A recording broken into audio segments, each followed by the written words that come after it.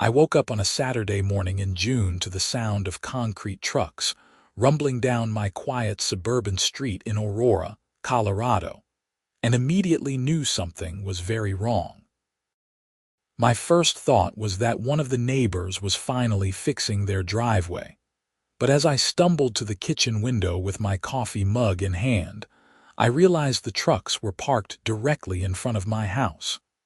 More specifically, they were backed up onto what looked like my property. I rubbed the sleep from my eyes and looked again, certain I was still half asleep and imagining things. But no, there were definitely workers in bright yellow vests walking around my side yard with tools and equipment. I threw on some jeans and a t-shirt and rushed outside, not even bothering with shoes. The grass was wet with morning dew as I jogged around the side of my house, and what I saw made me stop dead in my tracks. There were wooden forms set up across a significant portion of my side yard, the kind you use to pour concrete. A crew of about 6 workers was busy preparing the site, and one of the concrete trucks had its chute extended, ready to start pouring. Hey, what the hell is going on here?" I shouted, waving my arms to get their attention. A burly guy with a clipboard looked up at me with confusion. "We're pouring a patio extension. Are you the homeowner?" I am the homeowner, and I sure as hell did not order any patio. My heart was pounding now. "This is my property. Who hired you?" The foreman walked over, squinting at his paperwork in the morning sun. "Says here we're working for a Mrs. Brenda Patterson, HOA president. The work order says this is for Lot 47, extension of the existing patio for the property at." He rattled off my neighbor's address. I felt my blood pressure spike. Brenda Patterson. Of course it was her. The woman had been the bane of my existence since I moved into the Meadowbrook Estates subdivision 3 years ago. She was the stereotypical HOA president who treated the neighborhood like her personal fiefdom, and she had been fighting with me about every tiny thing since day one. My grass was too long by half an inch. My mailbox was the wrong shade of black. I parked my truck in my driveway overnight instead of in the garage. The list went on, but this was a whole new level of insane. "Stop everything right now," I said, trying to keep my voice steady. "This is my property. That address you have, that's my neighbor. Her property is on the other side of that fence." I pointed to the privacy fence that separated my yard from Brenda's. "You're about to pour concrete on my land." The foreman looked uncomfortable and pulled out his phone, probably to call Brenda. Meanwhile, the other workers had stopped what they were doing and were watching our exchange. I took the opportunity to really look at what they had set up. The wooden forms extended about 15 feet into my side yard and ran nearly 30 feet along the fence line. This was not a small patio. This was a massive outdoor living space that would have taken up a significant chunk of my property. "Listen, buddy," the foreman said after ending his call. "Mrs. Patterson is on her way over. She says she has all the permits and property surveys. Maybe we should just wait for her to sort this out with you." "There is nothing to sort out. This is my land. I have my property survey inside. Give me 2 minutes." I ran back into my house, my mind racing. How could this have happened? How could Brenda have gotten permits to build on my property? I dug through my filing cabinet and pulled out the folder with all my home purchase documents, including the official property survey from when I bought the house. My hands were shaking as I ran back outside. By the time I got back out there, Brenda had arrived. She was standing next to her gleaming white Lexus SUV, dressed in what I could only describe as suburban warrior attire. Pressed khaki capri pants, a crisp white polo shirt with the Meadowbrook Estates HOA logo embroidered on it, and expensive sunglasses perched on her head. She was 52 years old and had that tight, pinched look of someone who spent most of their life complaining about other people. "Derek, there you are," she said in that condescending tone she always used with me. My name is Derek Holloway, and I had learned to hate the way she said it, like she was talking to a particularly stupid child. "I see you've met the construction crew. They're doing wonderful work on my new patio expansion." "On my property," I shot back, holding up my survey. "This is my land, Brenda. You cannot build on my land." She pulled out her own papers with an infuriating smirk on her face. "I think you'll find that I absolutely can.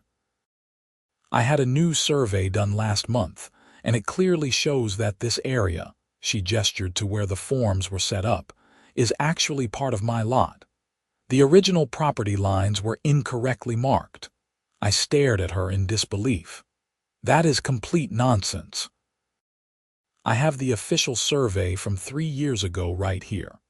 The property line is clearly marked by that fence, which I checked before I even made an offer on this house." "Well, surveys can be wrong, Derek, and mine is more recent, so obviously it is more accurate." She said this with such absolute confidence that for a moment I wondered if I was losing my mind. "Let me see your survey," I demanded. She clutched her papers to her chest. "I do not have to show you anything. I have all the proper permits from the city, and I have every right to improve my property as I see fit. This is not your property." My voice was getting louder now, and some of the other neighbors were starting to come out of their houses to see what the commotion was about. The foreman cleared his throat. "Look, folks, we cannot start work if there is a property dispute. We are going to need to see both surveys and probably get this sorted out officially before we pour anything." Brenda's face turned red. "I am paying you very good money to do this work today. The concrete is already mixed. You need to pour it now, or it will be wasted." "Lady, I am not pouring concrete on disputed property. That is a lawsuit waiting to happen, and my company is not getting involved in that." The foreman started signaling to his crew to pack up. "Wait," Brenda said, her voice taking on a syrupy sweet quality that was somehow even more disturbing than her angry tone. "Let me call the city planning office. I am sure they can confirm that my permits are all in order, and that will settle this." It was Saturday morning, so I knew the planning office was closed, but I let her make her call anyway. She spent 5 minutes leaving an increasingly irritated voicemail for someone named Janet. When she hung up, she turned to the foreman with a bright, fake smile.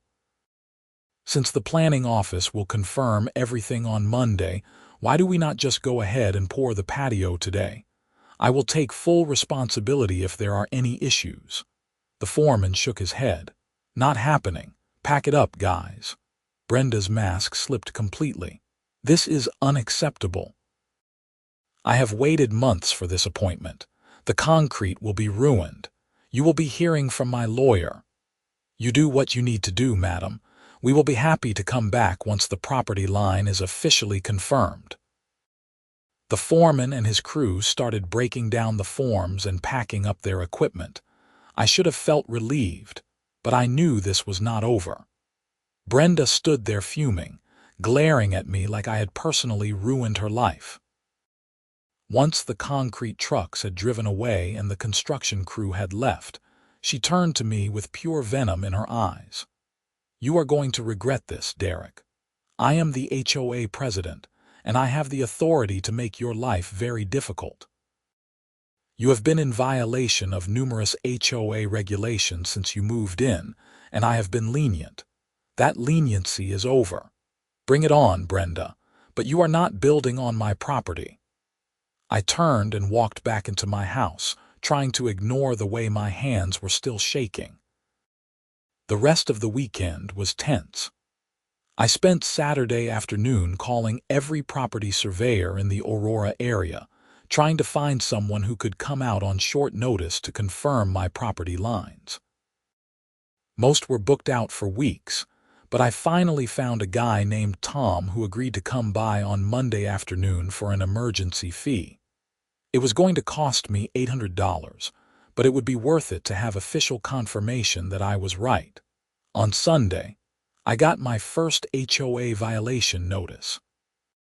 It was taped to my front door when I went out to get the newspaper. Apparently, my trash cans were visible from the street, which violated Section 12.4 of the HOA bylaws. The fine was $100. I crumpled up the notice and threw it in said trash can. I knew this was just the beginning of Brenda's revenge campaign. Monday morning, I took the day off work. I am a software engineer for a tech company in Denver, and thankfully my boss was understanding when I explained that I had a property dispute emergency. I spent the morning reviewing all my HOA documents and Colorado property law. What I learned made me both hopeful and nervous. Colorado law was pretty clear that you could not build on someone else's property without permission. But it also had some complicated rules about adverse possession and boundary disputes that could drag on for years if Brenda wanted to be difficult about it. The surveyor, Tom, arrived at 2 in the afternoon. He was a weathered guy in his 60s who had been doing property surveys in the Denver metro area for 35 years. He took one look at my survey and Brenda's survey, which I had managed to get a copy of from the construction foreman, and shook his head. "This is a mess," he said. "Mind if I walk your property? Please do." I followed him around as he used his GPS equipment and measuring tools to check the boundaries. It took him about 2 hours, during which Brenda came out of her house 3 times to watch us with her arms crossed. Each time, I waved at her cheerfully, which seemed to make her even angrier. Finally, Tom packed up his equipment and showed me his findings. "Okay, so here is the deal. Your original survey is correct. The property line runs exactly where that fence is. Mrs. Patterson's survey is, to put it bluntly, garbage. I do not know who she paid to do it, but they either made a serious mistake or they deliberately fudged the numbers. The benchmarks do not match up with the official city records, and the measurements are off by almost 20 feet in some places." Relief washed over me. So I was right. "You were absolutely right. I will have an official report for you by tomorrow, and I am also going to file a complaint with the state licensing board about whoever did her survey. This kind of sloppy work can cause serious legal problems for people. Thank you, Tom. Seriously, thank you." After he left, I walked over to Brenda's house and rang the doorbell. She answered with a suspicious glare. "Derek, what do you want?" "I just had a licensed surveyor check the property lines. My survey was correct. Yours is wrong. I am willing to let this whole thing drop if you agree not to build on my land and we just go back to being civil neighbors." She laughed. Actually laughed. "I do not think so. I have already filed for all my permits based on my survey. The city approved them. That means my survey is the official one. The city approved permits based on incorrect information. Once they see the corrected survey, those permits will be revoked. We will see about that." She started to close the door, but I put my hand up. "Brenda, seriously. Just admit you made a mistake and move on. Do not make this into a bigger thing than it needs to be. The only mistake here is you thinking you can stand in the way of approved HOA improvements. This patio expansion is happening, Derek, with or without your cooperation." She slammed the door in my face. I stood there for a moment, stunned by her absolute refusal to see reason. Then I pulled out my phone and started looking for real estate attorneys who specialized in property disputes. The next few weeks were a blur of legal consultations, paperwork, and increasingly absurd HOA violations. Brenda hit me with a new fine almost every other day. My garden hose was too visible. My garage door was left open for longer than 2 hours on a Saturday. My car was parked 3 inches over the property line into the street. Each violation came with a $100 fine, and each one was more ridiculous than the last. My lawyer, a sharp woman in her 40s named Patricia Chen, advised me to document everything but not pay any of the fines yet. "Let her dig herself deeper," Patricia said. "We are going to use this pattern of harassment as part of our case." The case? I was actually filing a lawsuit against my HOA president. It felt surreal, but things got even more surreal 2 weeks after the original concrete truck incident. I came home from work on a Thursday evening to find that same construction crew back in my yard. And this time, they had already poured the concrete. I stood there, staring at the massive expanse of fresh concrete covering my side yard, feeling like I had fallen into some kind of alternate reality. The workers were smoothing out the surface, and one of them was using a trowel to create a decorative pattern in the wet concrete. "What the hell?" I shouted, running over. "What did you do?" The foreman looked up, and I could see the resignation on his face. "Mrs. Patterson called us yesterday. She said the property dispute had been resolved and showed us an approval from the city planning office. We are just doing the job we were hired for. The property dispute is not resolved. I have a surveyor's report that proves this is my land." The foreman held up his hands. "Look, man, I am sorry, but we had what looked like official paperwork. She showed us permits, approval letters, everything. What were we supposed to do?" I pulled out my phone and called Patricia. She answered on the second ring, and I could barely get the words out through my anger. "They poured the concrete. Brenda had them come back and pour the patio on my property." There was a long pause. Then Patricia said in a very calm, very serious voice, "Do not touch anything. Take as many pictures as you can. I am calling for an emergency injunction." This is going to get very interesting. Interesting was one word for it. I would have chosen words that were significantly more profane. I spent the next hour taking photos and videos of everything from every angle. The workers finished up and left, looking uncomfortable. Brenda did not come out of her house, which was probably wise because I was not sure I could control my temper if I saw her. That night, I could not sleep. I kept thinking about that concrete drying on my property, becoming more permanent with every passing hour. What if the courts took months to resolve this? What if Brenda somehow won? I had heard horror stories about property disputes that dragged on for years. The next morning, Patricia called me with an update.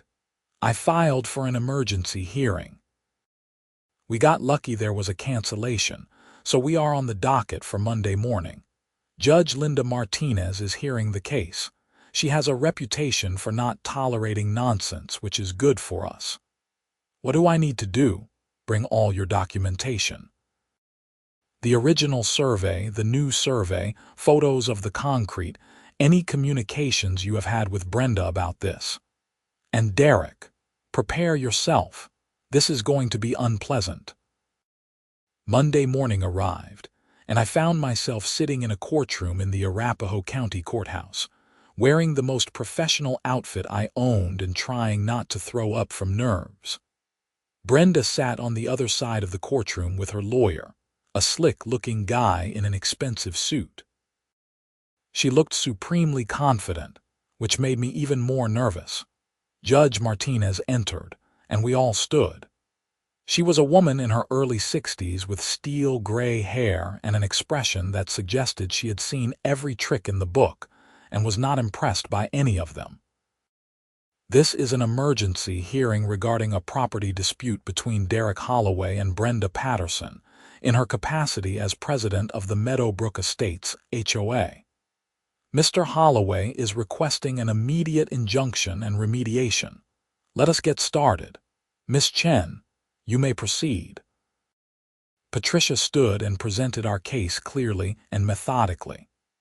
She showed the judge my original survey, the new survey from Tom, and photos of the concrete that had been poured on my property. She explained the timeline of events, including Brenda's initial attempt to pour the concrete, my objections, and then the concrete being poured anyway 2 weeks later. Your Honor, this is a clear case of trespassing and property damage. Mrs. Patterson knowingly poured concrete on my client's land, despite being informed multiple times that she did not have permission to do so. We are asking the court to order immediate removal of the concrete and restoration of the property at Mrs. Patterson's expense. Brenda's lawyer, whose name was Richard Stokes, stood up with a patronizing smile. Your Honor, this is simply a case of a boundary dispute between neighbors. My client obtained all the proper permits based on a licensed surveyor's report. She had every reason to believe she was building on her own property. Any suggestion that she acted maliciously is simply untrue. Judge Martinez looked at him over her reading glasses. Mr. Stokes, your client was informed by Mr. Holloway before the concrete was poured that there was a property dispute. She chose to proceed anyway. That strikes me as, at minimum, reckless. Your Honor, my client had an official survey that contradicted Mr. Holloway's claims. She was entitled to rely on that survey. Let me see both surveys. The judge spent several minutes reviewing the documents, occasionally making notes. Then she looked up. Mr. Stokes, who conducted the survey your client relied upon, a company called Mile High Property Surveys, Your Honor. And are they licensed in Colorado? There was a pause. Richard shuffled through his papers. I would have to confirm that, Your Honor. Please do so. Bailiff, could you look that up? The bailiff typed on his computer for a moment, then shook his head. Your Honor, there is no licensed surveying company by that name registered in Colorado. The courtroom went silent. I saw Brenda's face go pale. Judge Martinez's expression did not change, but I could sense her mood shifting. Miss Chen, the survey your client obtained was from whom? Tom Brennan of Brennan Property Solutions, Your Honor. He has been a licensed surveyor in Colorado for 35 years and is in good standing with the state board. And Mr. Brennan's findings contradict the survey Mrs. Patterson obtained. Completely, Your Honor. Mr. Brennan's survey confirms that the property line is exactly where Mr. Holloway's original survey indicated, and that the concrete was poured entirely on Mr. Holloway's property. Mr. Brennan also noted significant irregularities in the survey Mrs. Patterson used and filed a complaint with the state licensing board. Judge Martinez turned to Brenda. Mrs. Patterson, did you verify that the company you hired to do your survey was properly licensed? Brenda stood up, looking flustered. Your Honor, I found them online. They had a professional-looking website and their prices were reasonable. I had no reason to think they were not legitimate. You had no reason to think. Mrs. Patterson, you are the president of a homeowners association. You are responsible for making decisions that affect your neighbors. You obtained a survey from an unlicensed, possibly fraudulent company. Used that survey to obtain permits and then poured concrete on your neighbor's property despite his clear objections. Does that about sum it up, Your Honor? I genuinely believed I was in the right. My survey said it was my property. Your survey was worthless. A proper survey from a licensed professional would have cost you perhaps a few $100s more and would have prevented this entire situation. Instead, you tried to cut corners, and now we are all here wasting the court's time. Judge Martinez did not sound happy. She looked at Patricia. Miss Chen, what is your client seeking? Immediate removal of the concrete structure. Restoration of the property to its original condition, compensation for legal fees and the cost of obtaining the correct survey, and a restraining order preventing Mrs. Patterson or the HOA from attempting any further construction on my client's property. Mrs. Patterson, the judge said, do you still contest that this is Mr. Holloway's property? Brenda looked at her lawyer, who whispered something to her. She swallowed hard.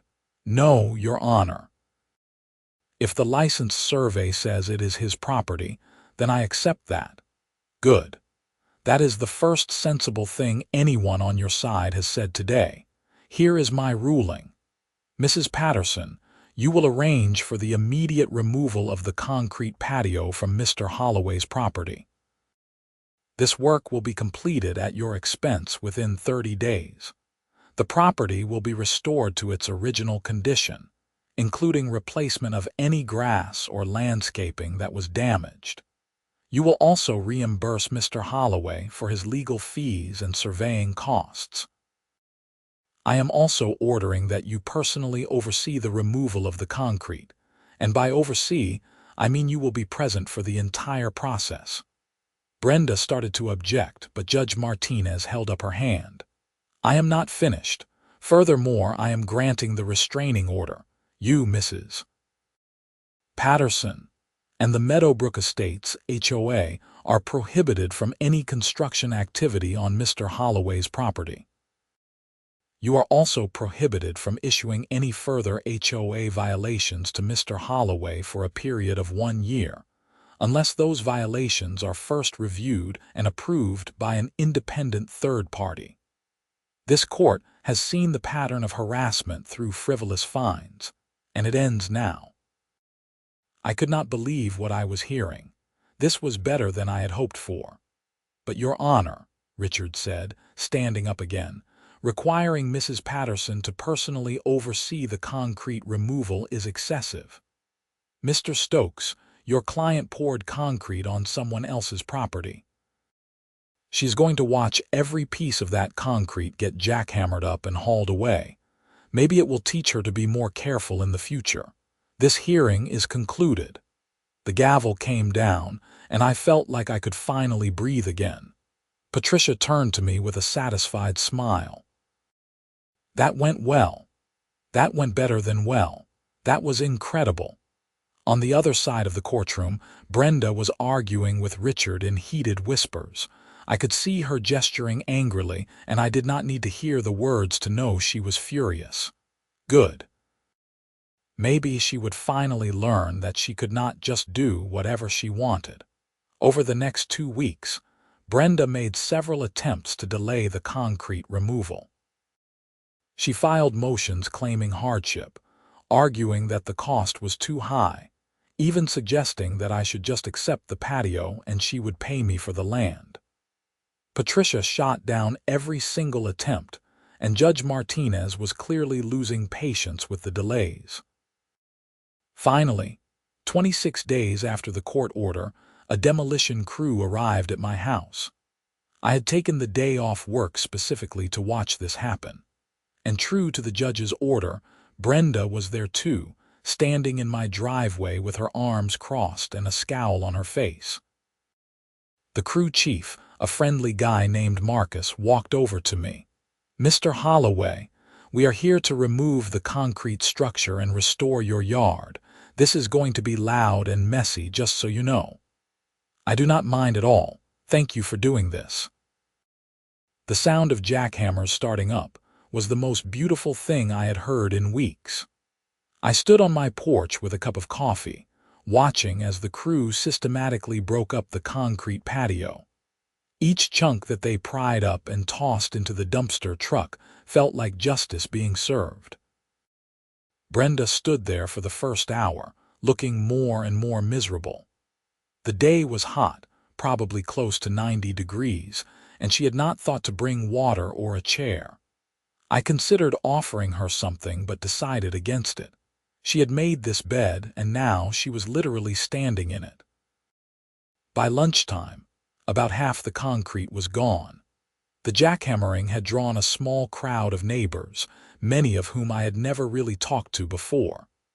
A woman named Susan from 3 houses down came over and quietly said, "Good for you. Brenda has been a tyrant for years." Maybe this will knock her down a peg. I just wanted her to stay off my property, I said. But yeah, hopefully she learned something. The demolition took 2 full days. On the second day, Brenda showed up late and tried to leave early, but the crew chief called her lawyer, who apparently told her that if she did not fulfill the judge's order to oversee the entire process, she could be held in contempt of court. She stayed, looking like she wanted to melt into the ground. When the last piece of concrete was loaded into the truck, the crew started the restoration process. They brought in fresh topsoil to replace what had been compacted during construction, then laid down new sod. They even replaced some shrubs that had been damaged. By the end of the second day, my yard looked better than it had before this whole nightmare started. Marcus came over as his crew was packing up. "All done, Mr. Holloway. We will be back in a week to check on the sod and make sure everything is taking root properly, but you should be all set. Thank you so much. You guys did great work." Brenda was already walking back to her house, not even waiting for the crew to fully leave. I thought about calling out to her, maybe trying one more time to smooth things over, but I decided against it. Some people just could not admit when they were wrong. The bill for the removal and restoration came to just over $18,000. Patricia helped me file the paperwork to ensure Brenda paid every penny, plus my legal fees and the surveyor costs. The total came to about $23,000. I heard through the neighborhood grapevine that Brenda had to take out a loan to cover it, but the story did not end there. About 2 months after the concrete was removed, I got a call from Patricia. "Derek, I have some interesting news. The state licensing board completed their investigation into mile-high property surveys." "Oh yeah, what did they find?" "It was not a real company. It was just a guy named Carl Henderson operating out of his apartment, creating fake surveys for people who wanted to avoid paying for legitimate surveying work. He has been doing it for about 3 years, and Brenda was not his only victim. The state is pressing charges for fraud and practicing without a license. He is looking at serious jail time." Wow, so Brenda really did get scammed. She did. But that does not excuse what she did afterward. She knew there was a dispute and chose to proceed anyway. That was her choice. A few days after that call, I saw Brenda in the neighborhood for the first time in weeks. She was getting her mail and I was walking my dog. We made eye contact, and for a moment, I thought she might just ignore me. But then she walked over. "Derek," she said, her voice lacking its usual condescension, "I owe you an apology. I was so surprised I did not know what to say. I was wrong," she continued, "about the property line, about pushing forward with the construction, about all of it. I let my ego get in the way of common sense, and I made your life miserable because I could not admit I made a mistake. I am sorry." I studied her face, trying to determine if this was genuine or just another manipulation. But she looked tired and defeated, and I decided to take her at her word. "Apology accepted," I said. "I never wanted this to become such a huge thing. I just wanted to protect my property." "I know. And you were right to do so. I have resigned as HOA president. The board accepted my resignation last week. I think it is time for someone else to run things around here." "Brenda, you did not have to resign." "Yes, I did. I abused my position and everyone knows it. I issued you all those ridiculous fines and I tried to use my authority to bully you into accepting what I wanted. That is not what an HOA president is supposed to do." She paused, looking uncomfortable. "I am also paying back all those fines I issued you. Patricia already has the check. Thank you. That means a lot. I am also paying for your sod maintenance for the next year, and having a professional landscaper come out to make sure everything is growing properly. It is the least I can do." We talked for a few more minutes, and while I do not think Brenda and I would ever be friends, at least we had reached a place of mutual respect, or at least mutual tolerance. The new HOA president was a retired accountant named George who lived at the end of the street. His first act was to review all the HOA bylaws and eliminate about half of them as being too restrictive. Suddenly, people could park in their driveways overnight, paint their mailboxes whatever color they wanted within reason, and leave their trash cans visible for a whole extra day. It was revolutionary. Life in Meadowbrook Estates got a lot more pleasant after that. The neighborhood felt less like a surveillance state and more like an actual community. People started talking to each other again, instead of reporting each other for minor infractions. As for Brenda, she kept a low profile for several months. I heard she started volunteering at a local animal shelter and took up gardening. Her yard, which had always been immaculate, became even more beautiful, full of flowers and ornamental grasses. She never did build her patio extension, on her own property or otherwise. About 6 months after the whole concrete incident was resolved, I was having a barbecue in my backyard. I had invited a few neighbors, including Susan and George. We were sitting around enjoying the late summer evening when George brought up the infamous patio incident. "You know," he said, flipping a burger, "that whole situation with Brenda really was a wake-up call for a lot of us in the neighborhood. We had let her become too powerful, given her too much authority without any oversight. The new HOA board has implemented checks and balances now. No one person can make unilateral decisions anymore." "That is good," I said. "HOAs can be helpful for maintaining property values and organizing community stuff, but they can also become totalitarian if you are not careful." "Exactly. And speaking of Brenda, I ran into her at the grocery store last week. She asked me to tell you that her landscaper said your yard looks great and that the sod took really well." I smiled at that.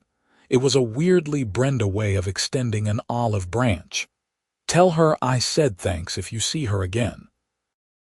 The evening went on, and as I sat there with my neighbors, eating good food and listening to their stories, I felt genuinely grateful for how everything had turned out. Yes, the whole concrete patio nightmare had been stressful and expensive and infuriating. But it had also led to positive changes in the neighborhood and taught me something important about standing up for yourself. A few weeks later, I got a letter in the mail from the district attorney's office. Carl Henderson, the guy who had created the fake survey, had pleaded guilty to multiple counts of fraud and was being sentenced to 3 years in prison and ordered to pay restitution to all his victims. Brenda was listed as one of those victims and would be getting back the money she had paid him for the fraudulent survey. It was not much, maybe $800, but it was something. I filed the letter away with all the other documents from the case. I had an entire folder now labeled "The Patio Incident," which felt both ridiculous and appropriate. Patricia had suggested I keep everything in case there were any future issues, though she doubted there would be. One Saturday afternoon in early October, about 8 months after the original concrete truck had shown up in my yard, I was raking leaves when Brenda came over. She was carrying something wrapped in aluminum foil. "Hi, Derek. I made too many muffins this morning and thought you might want some." "They are blueberry." I accepted the muffins, touched by the gesture. "Thanks, Brenda. That is really nice of you. It is the least I can do. Your yard really does look great, by the way, better than it did before." "Yeah, the new landscaping worked out well." "I am actually kind of glad I got forced to redo it, if I am being honest." She laughed, and it was a genuine sound without the bitter edge her laugh used to have. "Trust me to find the most expensive way to improve someone's yard. Hey, at least something good came out of it." More than one thing, actually. I have been doing a lot of thinking over the past few months, and I realized I had become the kind of person I never wanted to be. Controlling, petty, mean. This whole situation forced me to look at myself and make some changes. So, in a weird way, thank you. You are welcome. I was not sure how to respond to that. I will let you get back to your leaves. Enjoy the muffins. As I watched her walk back to her house, I reflected on how strange life could be. 8 months ago, this woman had poured concrete on my property and made my life hell. Now she was baking me muffins and thanking me for forcing her to change. People were complicated. The muffins were really good, too. That winter was quiet. The HOA sent out a newsletter announcing a community cleanup day in the spring and a neighborhood block party for the summer.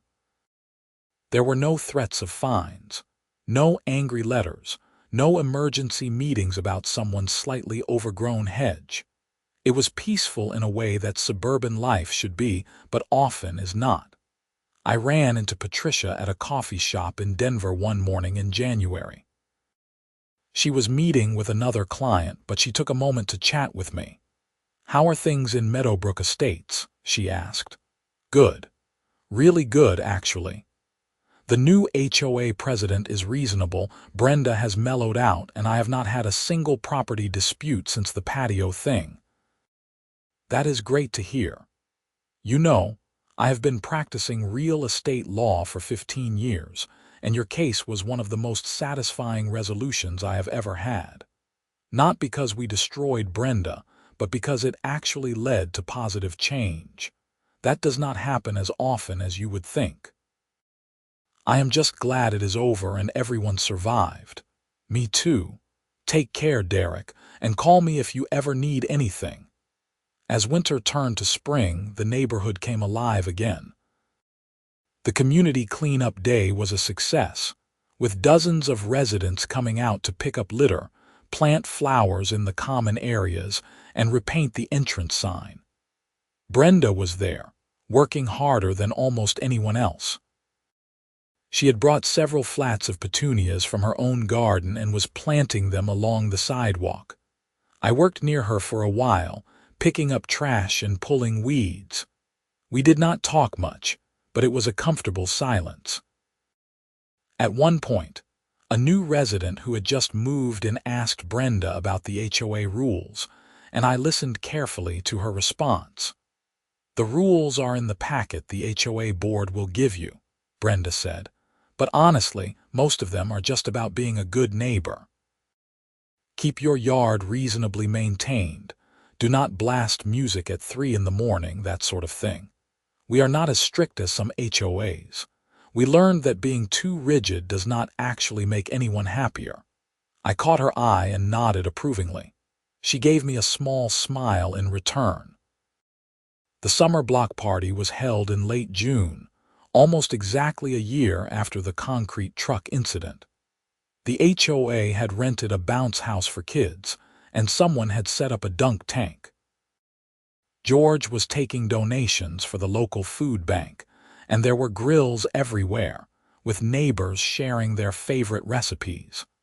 I was manning the burger grill when Susan came over with her husband and kids.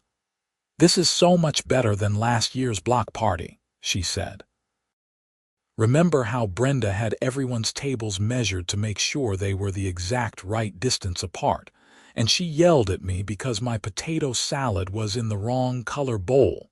I try not to remember that," I said, laughing. "Well, this is much better. Everyone actually looks like they are having fun." She was right. The whole atmosphere was different, lighter. People were laughing and talking, kids were running around playing, and there was not a clipboard or measuring tape in sight. Brenda showed up later in the afternoon, carrying a tray of those blueberry muffins she had made for me months earlier. She set them on the dessert table and spent some time chatting with various neighbors. I noticed that people seemed more comfortable around her now, less guarded. She had been welcomed back into the community, not as the tyrannical HOA president, but just as Brenda, the neighbor. As the sun started to set and the party wound down, George called for everyone's attention. "I just want to thank everyone for coming out today and for making Meadowbrook Estates such a great place to live. We have had some challenges over the past year, but I think we have come out stronger as a community. Here is to many more years of being good neighbors to each other." Everyone cheered and raised their drinks.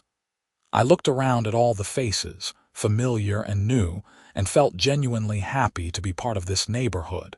It had not been an easy year, but we had made it through. Later that evening, after most people had gone home and I was helping George clean up, Brenda came over one more time. "Derek, I just wanted to say thank you for not holding a grudge. A lot of people in your position would have made my life miserable after everything I put you through. You could have turned the neighborhood against me, but you did not. That would not have helped anyone," I said. "You apologized, you made it right, and you changed. That is all I could ask for. Still, I appreciate it. And I hope you know that if you ever need anything, I am here." As a neighbor, not as an HOA president. She smiled wryly at that last part. "Same goes for you, Brenda. We are good." She nodded and walked back to her house. George watched her go and then turned to me. "You are a better person than I am. I do not think I could have forgiven her so easily." "It was not easy," I admitted. "But staying angry takes energy, and I would rather spend that energy on better things." As I drove home that night, I thought about everything that had happened over the past year. The shock of finding that concrete truck in my yard, the frustration of dealing with Brenda's harassment, the stress of the legal battle, and finally, the resolution and reconciliation. It had been a journey I never wanted to take, but I had learned a lot from it. I had learned that standing up for yourself is important, even when it is uncomfortable. I had learned that communities need balance and oversight to function properly. I had learned that people can change if they are given the opportunity and motivation to do so. And I had learned that sometimes the best outcome is not about winning or losing, but about finding a way forward that works for everyone. My phone buzzed with a text from Patricia. "Saw the neighborhood block party pics on social media. Looks like things are going well. Glad to see the happy ending stuck." I texted back, "Me too. Thanks for everything." The following Monday, I was back at work when I got a call from an unknown number. I almost did not answer, but something made me pick up. "Mr. Holloway, this is Janet from the Aurora Planning Department. I am calling about the permits that were issued for the construction at your address last year." My stomach dropped. "What about them?" "Well, we completed our internal review after the court case, and we found some irregularities in how those permits were processed. It appears that the person who approved them did not properly verify the survey information. That employee has been terminated, and we have implemented new procedures to prevent this from happening in the future. I wanted to personally apologize for the role our office played in allowing this situation to happen." "Oh, well, thank you for calling and letting me know. I appreciate that you took it seriously." "We absolutely take it seriously. Property rights are fundamental, and we failed in our duty to protect yours. If you ever need anything from our office in the future, please do not hesitate to call me directly." She gave me her direct line. After we hung up, I sat there for a moment, processing. Even the city planning office had made changes because of what happened. The ripple effects of the patio incident just kept spreading. Over the next few months, life returned to a comfortable routine. I worked. I maintained my yard. I went to occasional HOA meetings to stay informed but not to cause trouble. Brenda and I would wave when we saw each other and occasionally have brief conversations. We were never going to be close friends, but we had reached a place of mutual respect and even warmth. One day in late fall, about 16 months after the original incident, I came home to find a letter from Brenda in my mailbox. Not an email, not a text, but an actual handwritten letter. I sat down on my porch to read it. "Dear Derek," it began. "I am writing this letter because I wanted to put into words something that I have been thinking about for a long time. What happened between us last year was one of the worst experiences of my life, but it was also one of the most important. You forced me to confront aspects of myself that I had been ignoring for years. My need for control, my inability to admit when I was wrong, my tendency to abuse whatever power I had. These were not good qualities, and they were making me and everyone around me miserable. The patio incident, as we have come to call it, was the wake-up call I desperately needed but did not know I needed. I have spent the past year working on becoming a better person, a better neighbor, and honestly, just being happier. I am not writing this to ask for anything or to make excuses. I just wanted you to know that what happened between us changed my life for the better, even though it was painful at the time. Thank you for standing your ground and for later showing me grace when I did not deserve it. With gratitude, Brenda." I read the letter twice, then carefully folded it and put it back in the envelope. It would go in the folder with all the other documents from the case, but this one felt different. This one represented closure in a way that the legal documents never could. That evening, I wrote a brief reply. "Dear Brenda, thank you for your letter. I am glad that something positive came from such a difficult situation. We all make mistakes, and what matters is how we handle them afterward. You handled it with grace and humility, and I respect that. Here is to being good neighbors. Sincerely, Derek." I dropped the letter in her mailbox on my way to work the next morning. The second anniversary of the concrete truck incident came and went without fanfare. I did not even realize the date until I was looking through my calendar and saw the notation I had made. "Concrete truck nightmare begins." I had to laugh at that.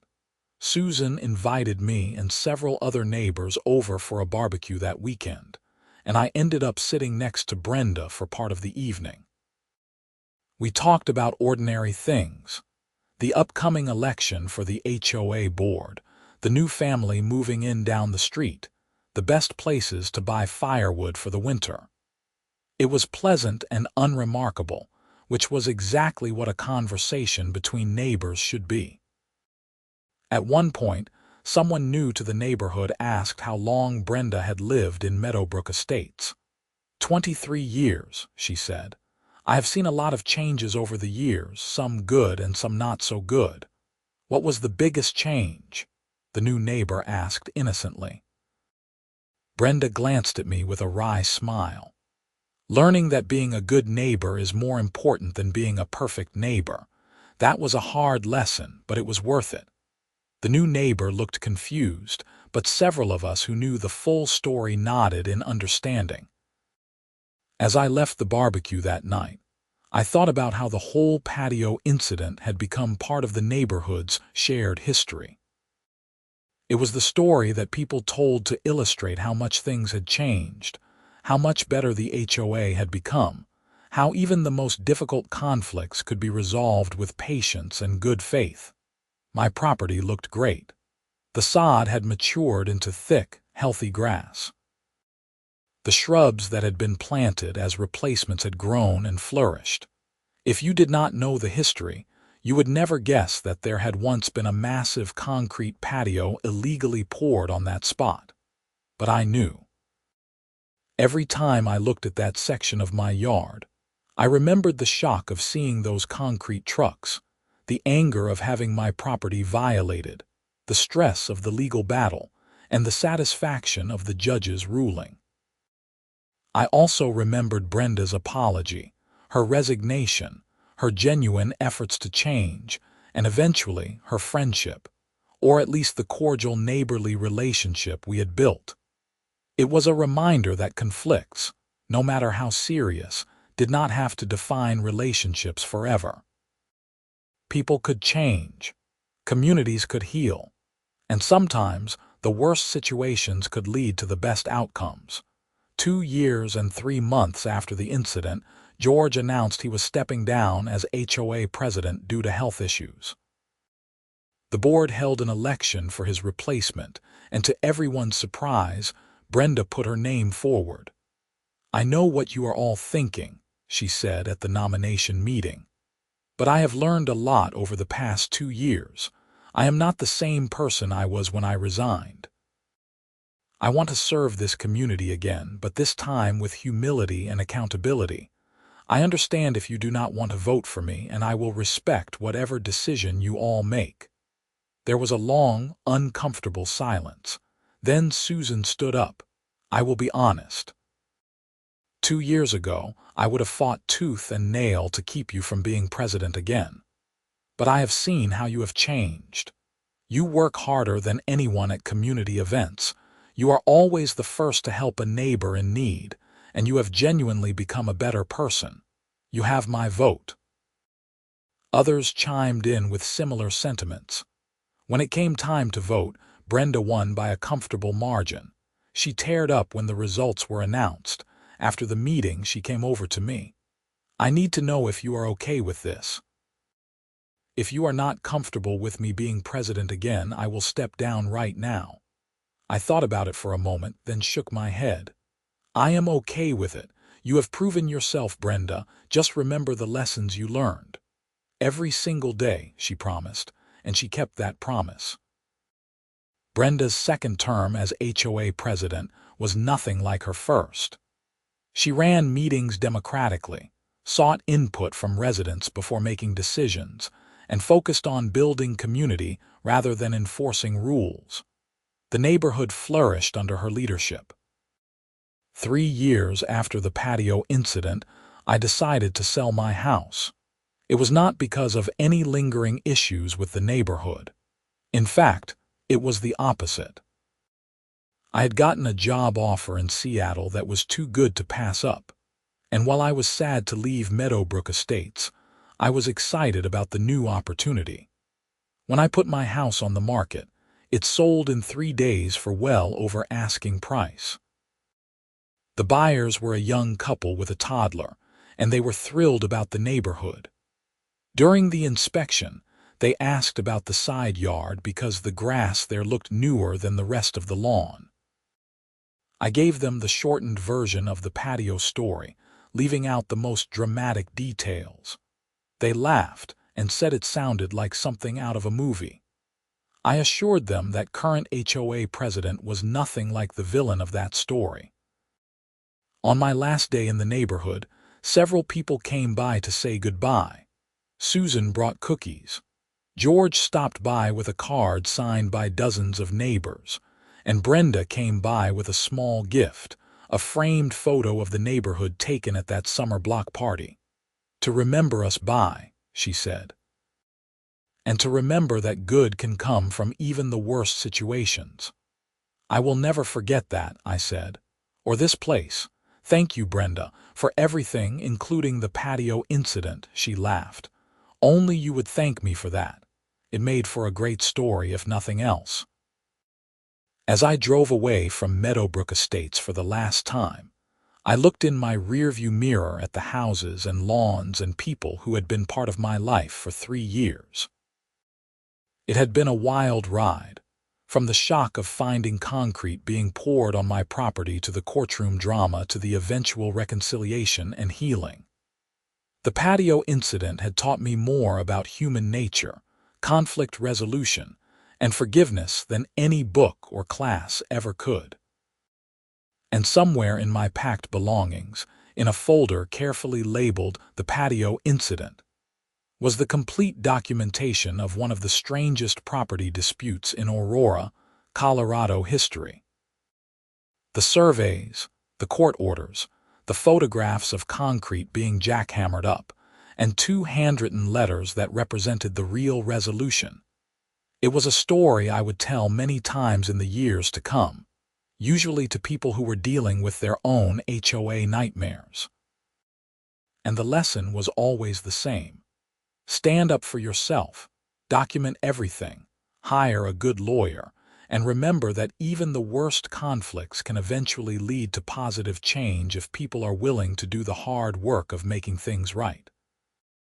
As for Brenda, I heard through mutual friends that she continued to serve as HOA president for several more years before finally retiring for good. Under her leadership, Meadowbrook Estates became known as one of the best-run, most community-focused neighborhoods in Aurora. She never did build that patio extension, and from what I heard, she eventually replaced her entire backyard with a beautiful garden that was featured in the local newspaper. The patio incident became something of a legend in the neighborhood, the story that illustrated how much things had changed, and how even the biggest mistakes could be overcome with genuine remorse and hard work. New residents would hear about it and express shock that the kind, helpful HOA president they knew could have once been that person. But the long-time residents would nod knowingly and say that everyone deserved a chance at redemption. And in the end, that was really what the story was about. Not concrete or property lines or even HOA regulations. It was about how people could change, how communities could heal, and how standing up for what was right could lead to outcomes that were better than anyone imagined. The concrete had been jackhammered up and hauled away years ago, but the lessons remained, solid and permanent as any foundation.